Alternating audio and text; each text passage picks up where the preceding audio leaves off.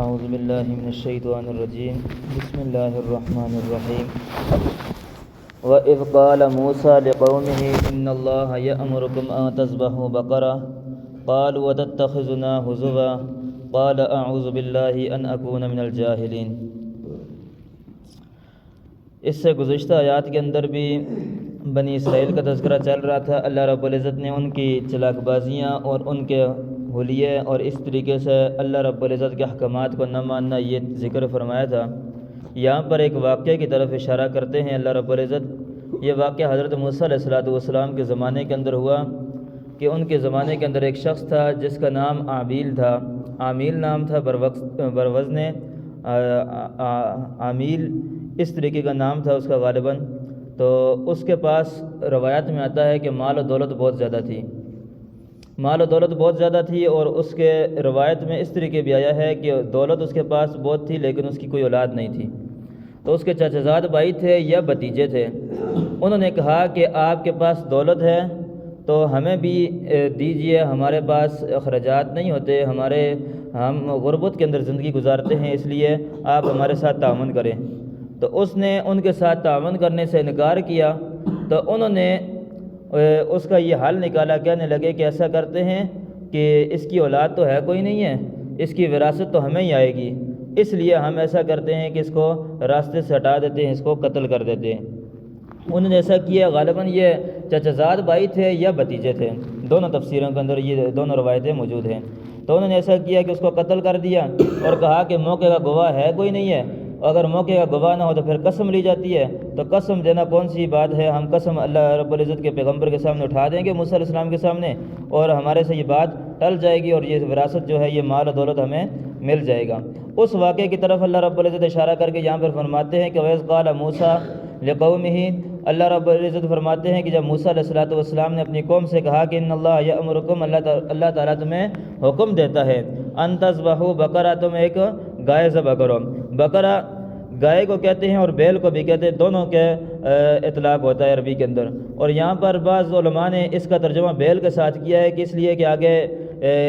اللہ رب العزت ذکر فرماتے ہیں کہ وہ ایسی گائے ایسا ہو کہ جو نہ جس نے کھیتی کے اندر ہل چلایا ہو نہ ہی کھیتی کو پانی لگایا ہو، یعنی کنویں سے پانی نکالا ہو، تو یہ دونوں کام بیل سے لیے جاتے ہیں، اس لیے علماء نے اس کی تفسیر کے اندر ترجمہ بیل کے ساتھ بھی کیا ہے، یہ بیل تھی یا کہ گائے تھا،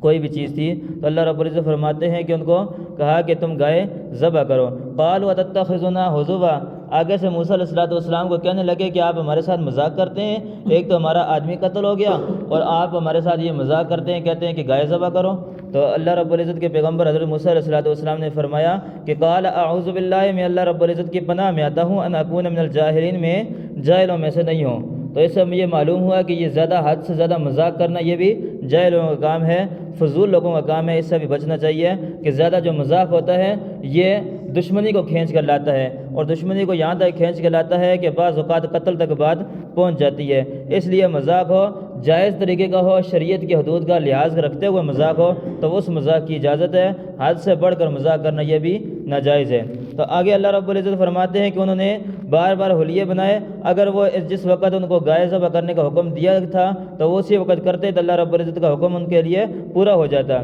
تو انہوں نے کہا کہ قالوا ادع لنا ربک، ہمارے لیے اللہ رب العزت کے سامنے دعا کیجیے، یبین لنا ما ہی، کہ وہ گائے کیسی ہو۔ قال انہ یقول انہا بقرۃ لا فارض ولا بکر، اللہ موسیٰ علیہ السلام نے فرمایا کہ اللہ رب العزت فرماتے ہیں کہ وہ ایسی گائے ہے جو نہ بہت زیادہ بوڑھی ہے نہ بہت زیادہ جوان ہے، برابر عمر کی ہے۔ اوان بین ذالک، اس کے درمیان کی ہے۔ ففعلوا ما تؤمرون، بس جو تمہیں حکم ملا ہے اس کو پورا کرو۔ یعنی موسیٰ علیہ السلام کے کہنے کا مقصد یہ تھا تمہیں جو حکم ملا ہے اس کو پورا کرو، آگے سے زیادہ حلیے نہ بناؤ، لیکن ان کا مقصد یہ تھا کہ ہماری جو بات ہے یہ آئے گئی ہو جائے گی اور ہمیں قتل کی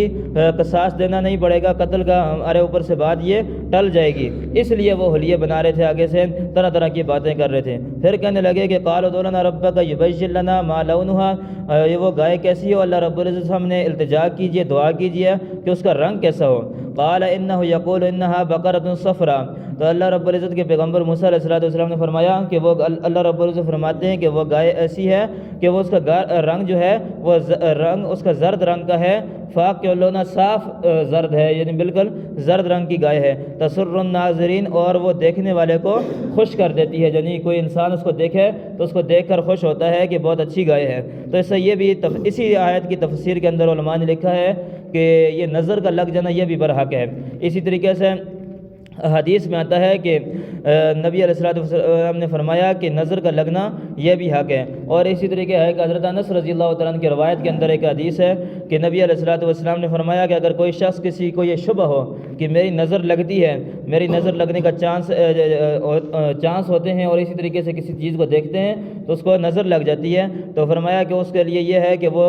اگر کسی چیز کو دیکھیں تو سب سے پہلے یہ پڑھ لے ما شاء اللہ لا قوت الا باللہ، تو اس کی نظر نہیں لگے گی۔ اور اگر اللہ رب العزت فرماتے ہیں کہ انہوں نے پھر ایک اور بات بنائی، کہنے لگے قالوا ادع لنا ربک یبین لنا ما ہی، کہ اللہ رب العزت کے سامنے التجا کیجیے وہ گائے کیسی ہو۔ ان البقرہ تشابہ علینا، اس گائے نے تو ہمیں مشتبہ کر دیا،